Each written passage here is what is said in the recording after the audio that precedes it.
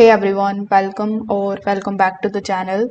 In today's tutorial, I will show you exactly how to set up Notion for productivity in 2025.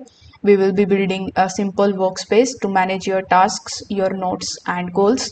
So without further delay, let's get straight into it. So first of all, you need to come here on notion.com.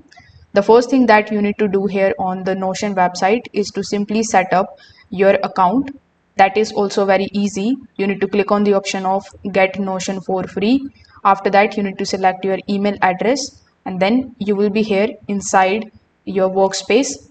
So here, in order to add a new workspace, you can hover over to the top left hand corner of the screen and click on your current workspace name.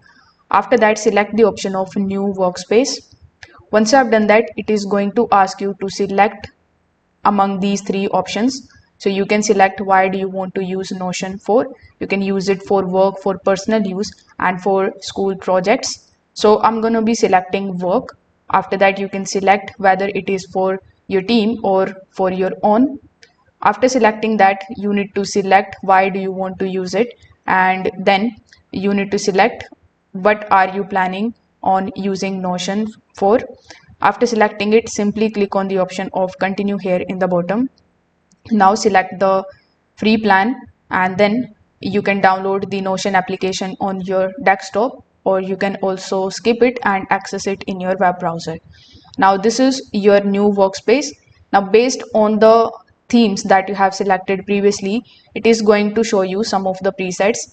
Like for this particular workspace of mine, I had like to-do list, getting started, personal website related sections. So as you can see in the to-do list, we have this type of to-do list. But if you want to make changes into it, you can click on the option of new. You can add new tasks, and when those tasks are complete, you can just simply check them. So this is how you can start using Notion in 2025. If this video helped you out, make sure that you like this video and subscribe to the channel. Thanks for watching.